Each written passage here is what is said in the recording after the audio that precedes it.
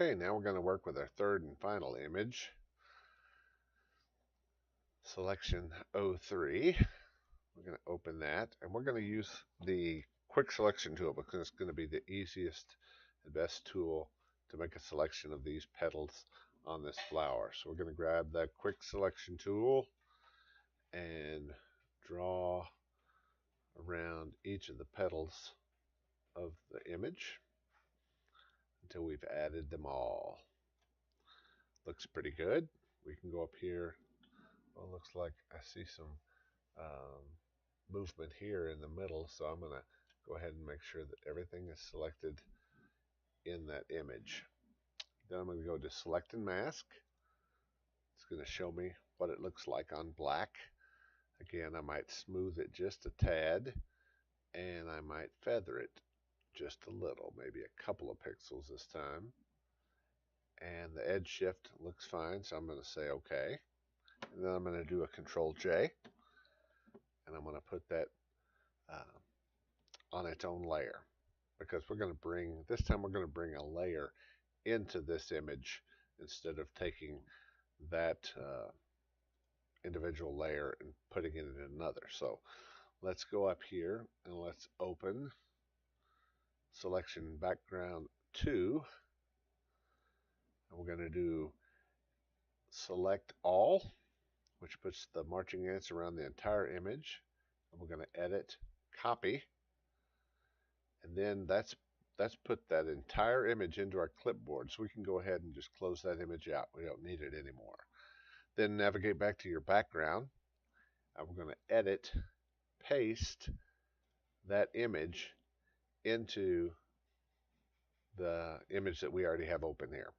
So we really don't need the background anymore. We could take the background and throw it away. And then we're going to take the layer 1, and I'm going to use the move tool, and I'm going to move it to the center, somewhere around the center. It doesn't have to be perfect. So what I'm trying to do here is I'm going to use this background image just as some texture for this image. We can do some interesting things as we combine images. We can use these modes. We could do something like multiply it, darken, color burn it. I mean, there's a lot of different things we could do, but for right now, we're just going to take the background layer and we're going to blur it so that it just becomes a texture behind this image. So I'm going to go up here to filter. We haven't really used filters yet, but we're going to use one on this. Go to filter, blur, Gaussian blur, and you can control the amount of blur here with this slider. So I don't want this to be recognizable as an old ratty room. I just want to use it as a texture behind my image. So I'm going to do that. I'm going to just blur it enough to where it just becomes a textural element, not a highly defined element.